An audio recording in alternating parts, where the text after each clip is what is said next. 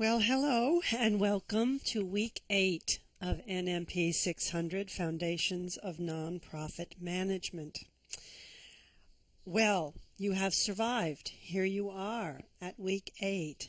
I'm sure when we started this journey together, you weren't sure whether or not you would make it through to week 8, but here you are. And I hope that you have all felt that you have learned a lot. I know that you have. I feel that you have. I hope to make my remarks a little bit shorter this week. We'll see. The intention is hope, but we'll see. I want you to definitely feel that your time this week is to focus on the two very important discussion forum questions that are posted, and also to spend your time completing your final this week, both of which are very critical pieces of this class. So this week, in week 8, the final week, we're going to be pulling it all together and talking about managing for performance, and also, as it's also known, capacity building. So, capacity building. You will find a number of articles on this topic, both in the required readings for this week and also in the resources folder, both in the supplementary reading for this week and the resources folder at the bottom of the course modules.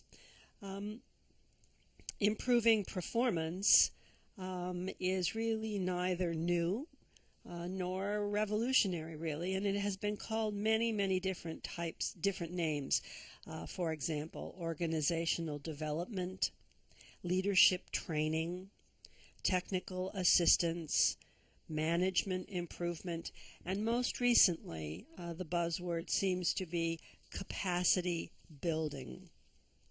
According to the Paul Light article that you read this week, he is quoted as saying, "It is one of the most fashionable yet least understood terms in the nonprofit sector today." End quote. According to modern thinkers, the process is underway to shift from the conception of expanding effective programs to a new formulation as one of building effective organizations, based on the premise that programs cannot stand alone. Even innovative programs alone are a weak foundation for large-scale social impact, or so says the Letts article. Now, while it may seem evident that capacity matters to programmatic outcomes, good management is not a guarantee of programmatic success, though most people agree that it is difficult, if not impossible, to achieve programmatic success without good management. Some studies even suggest that better managed organizations attract funds. However, it does not necessarily follow that funders actively seek out, support, and reward organizational capacity. Furthermore, these funders are inherently conservative and very risk-averse, and they don't reward innovative approaches unless those approaches relate to program delivery. So what are the barriers to capacity building? There are deep-seated barriers to capacity building that prevent nonprofits from achieving optimal effectiveness. Again, from the Letts article, deeply ingrained behaviors, public policy, funding systems, and the culture of nonprofit service itself have all led the sector to rely on virtually anything but organizational capacity as a foundation for lasting effectiveness. End quote. So you see here on the slide before you some of the first questions to be asked is what is capacity building? Is it a program? Is it a project that you apply for a grant?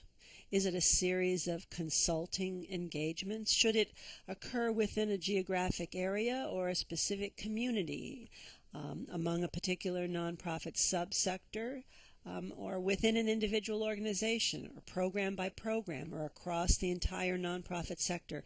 Should the effort be short or long term? So one of the primary impediments to progress is this very lack of a shared definition of capacity building, coupled with confusion as to what activities constitute capacity building activities and how these techniques are actually put into operation. In addition, there is disagreement as to the appropriate form, focus, and duration of capacity building. Again, you see, should it be short-term or long-term? And these questions that you see before you are some of the barriers to capacity building. Capacity building is taking place in all of these ways, although the majority of dollars are being spent at the individual organizational level. So there are dozens of approaches that include training programs, strategic planning, board development, management systems, leadership recruitment, and organization structure and fundraising, among others. However, studies indicate that all of these tend to fall into three main categories, and you see them here in the bottom bullet points. The first is direct response programs that address defined needs. The second is capacity building targeted to a select group of nonprofits, addressing 4 dimensions, and those are external relations, so forth. And 3, sector strengthening programs, which involve research and dissemination of best practices and collaboration across a subsector.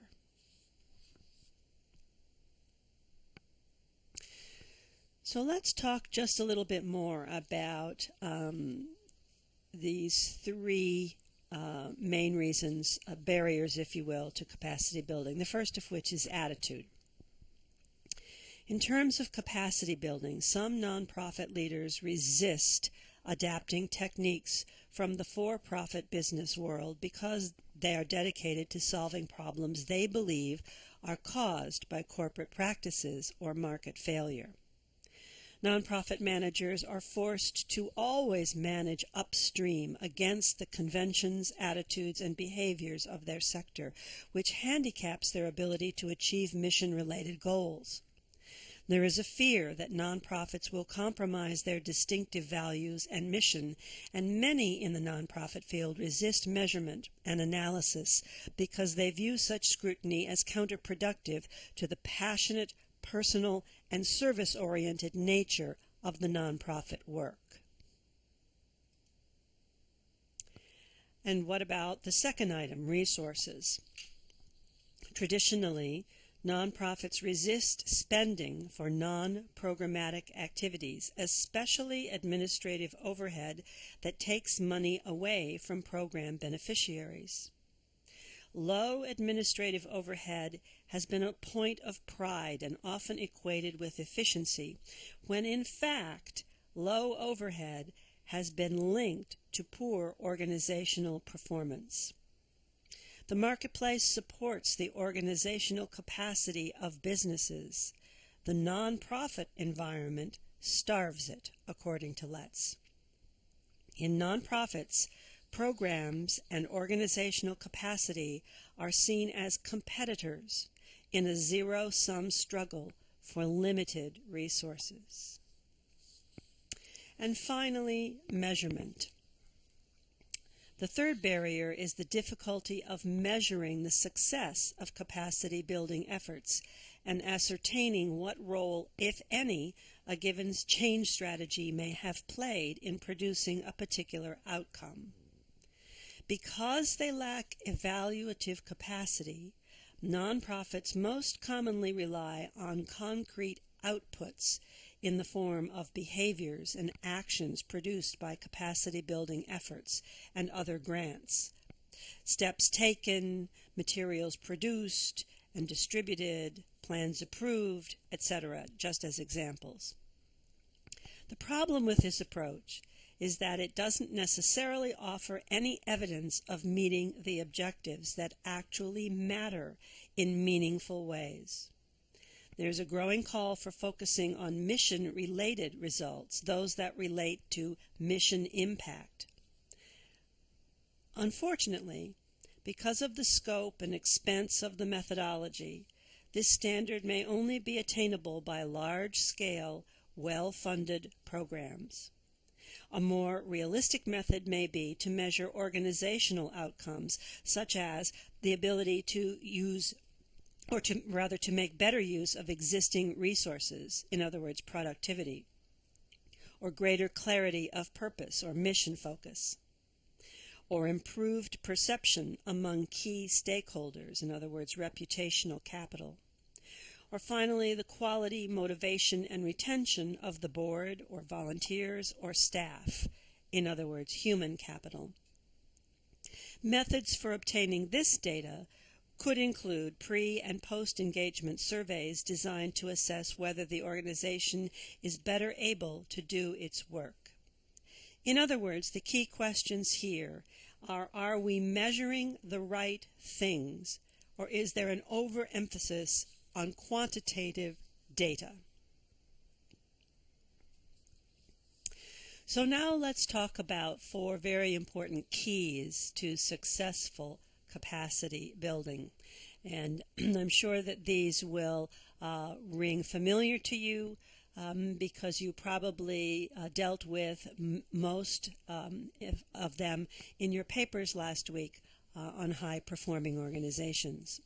The first of which is the setting of outcomes or goals. This includes the part of the organizational life that capacity building hopes to affect: external relationships, internal structure, leadership, internal management systems, and how this capacity building will ultimately impact the culture and operating style of the organization. These could include simple goals such as surviving budget cutbacks, and they could include more complex, multifaceted goals such as reducing staff turnover or repositioning the organization in the marketplace. The second is to have a chosen change strategy. And these incorporate specific problem-centered projects as well as broader initiatives to work on a range of organizational issues, which could include feasibility studies, professional development, bylaw revision, mergers, organizational assessments, strategic planning, succession planning, marketing research, technological upgrades, and similar techniques. Now, among these, strategic planning is thought by both assistance providers and recipients to be a primary means of improving effectiveness, along with access to greater training opportunities for executive staff. Other important elements could include developing more effective fundraising and financial management systems. The third on the list is champions to lead the effort. Capacity building may be internally driven, led by staff, executives, or board members, or it could be externally driven by outside consultants. Many leaders in the field believe that improving the effectiveness of nonprofit organizations must start with leadership development. I think organizations are driven by champions, whether those champions are the founder and the CEO or by strong board leaders. Committed, involved, active, knowledgeable, and aware leadership can overcome a great many faults in structure and other lack of resources. But without strong leadership, no amount of structure is going to take you from capacity building to organizational effectiveness. That's a quote from the Paul Light article that you read. A related issue is the improvement of governance practices through better board management and clarification of those board-staff relationships. And finally, those resources that are the amount of resources that are invested in the effort. The success of capacity building depends on the money and time devoted to the effort by staff, directors, and their buy-in to the process, as well as the commitment of outside expertise such as consultants. While funders emphasize the need to bring in outsiders to help champion change, and they seem to want to fund this type of support, executive directors are often less convinced of the value of this outside assistance, either due to a lack of experience with consultants or preference to handle the activity internally. Although funding for capacity building apparently rose during the mid-1990s to the year 2000, it rose from $132 million to $422 million during that period, representing some 2.8% of foundation giving. It is widely recognized that because it takes substantial resources to engage in capacity building, the available grants are too small and too narrowly defined to address the real needs of nonprofits in this critical area. Nonprofits feel that they need general operating support in conjunction with capacity funding or services so that the organization can devote the necessary time and attention to their capacity building efforts. In addition, conditions in the external environment also play a role in the outcome of capacity building.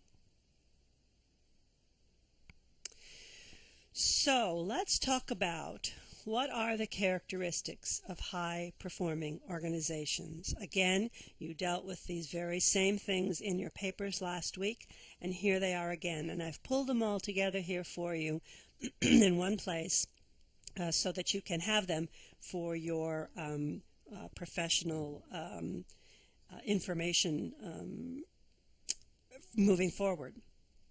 And there is really no one best pathway to high performance, and no one size or type of organization is better able to achieve this status. Paul Light's studies on high-performing nonprofit organizations pinpoint the following shared features, which are not static, but rather worked at continuously by high-performing organizations. So first and foremost, they are mission-focused. And this is something we have talked about from the very beginning of NMP 600.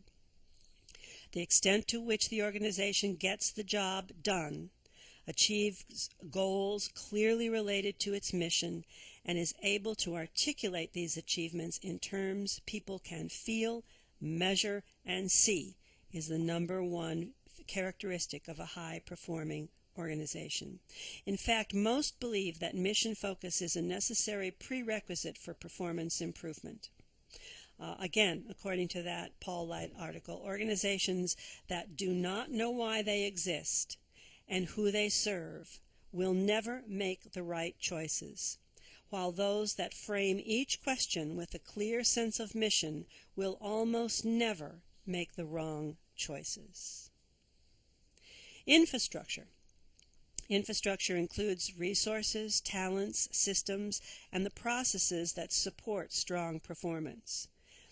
These would include accurate accounting systems, financial tracking systems, well-conceived job descriptions, appropriate pay and incentive programs, and resources for training are all considered key ingredients to success, along with the ability to exploit up-to-date technology. Learning capacity. High performers are always scanning the environment to assess changing conditions and incorporate what they learn into strategic plans and implementation processes. They use surveys and other outreach methods to try to understand and respond to the needs of clients and other customer groups, making them more effective in the competitive marketplace. They also incorporate information learned through benchmarking and other competitive analyses into their operations. Learning capacity.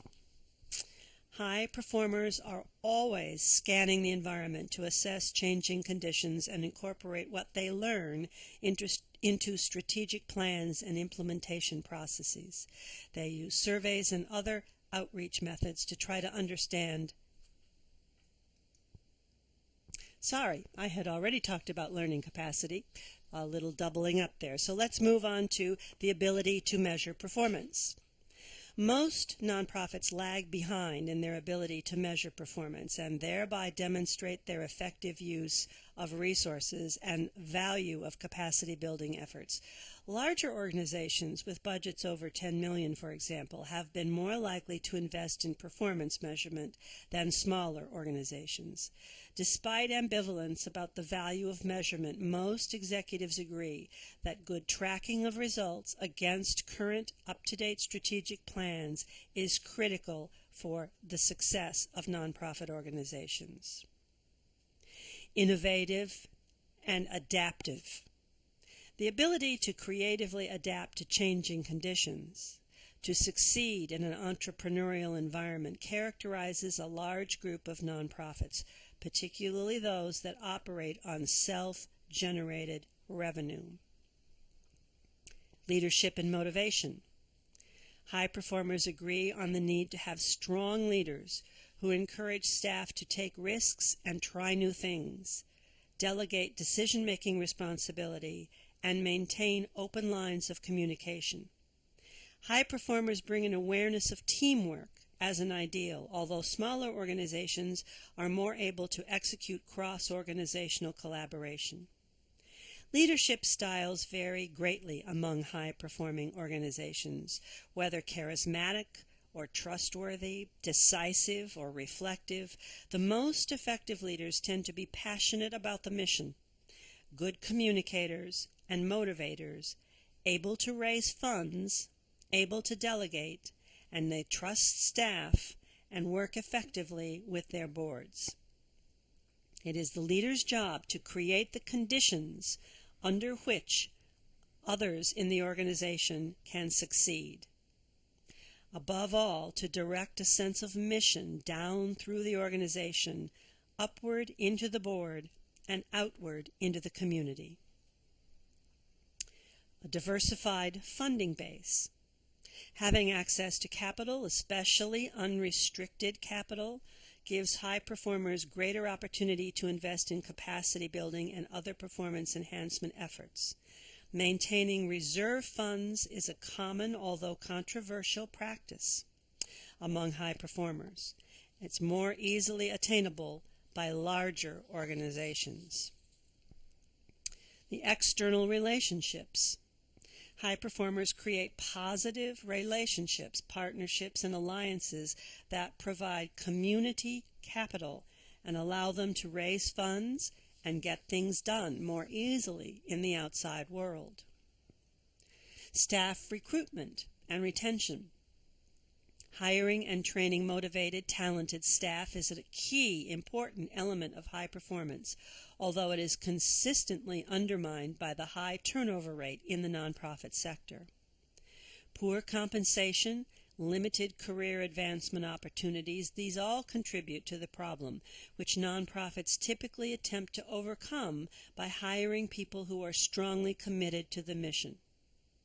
Improving the skills of frontline managers is also a critical key piece of this, since research shows that staff members' relationship with a direct supervisor is a primary factor in job satisfaction. In addition, participatory management and recognition can be helpful in stemming the turnover tide. And finally, strong, involved boards. The board of directors is seen as a bridge between basic organizational needs and the mission. Boards can play a decisive role in performance improvement by helping raise the funds needed for growth, providing legal, financial, or management expertise, and helping forge helpful community and political connections.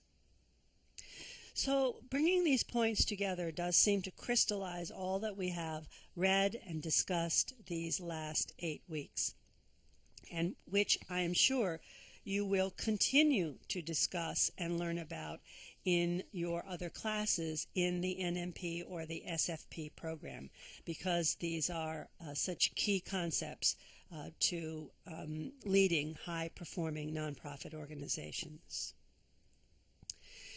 So lastly, I want to turn your attention to the final chapter in the Salmon text that you are assigned for this week, as well as the Paul Light article, all of which talk about the future of the nonprofit sector. And they ask the key question, for whom and for what? And I would ask, as we come into this last week of NMP 600, and indeed as you all move forward into the program, that you begin to really continually reflect on what this means to you personally, and for you as a future leader in the nonprofit sector. What does this question mean for you, and what can you do to further the nonprofit sector and individual nonprofit organizations? What is your role in moving the answer to this question forward? Once again, this is our last week. There are a couple of really important discussion forums which will close on Friday night. A key change this week is that the final exam, which is a two-parter. One is a case study, and the second part is a series of short essay questions. So make sure that you complete both parts of the final, and it is due on Saturday at midnight. So let me repeat that change. The final exam is due in week 8 on Saturday at midnight. If you have any questions or concerns, again, as always, please reach out to me via email or by phone. Once again, my number, 845-380-0155. It has truly been my pleasure working with you these 8 weeks, and I wish you much good luck, good fortune, and great learning in your courses to follow. It's been my pleasure to get to know you and to learn with you a little bit about the basics of the fundamentals of nonprofit management. Thank you all. It's been great. Thanks.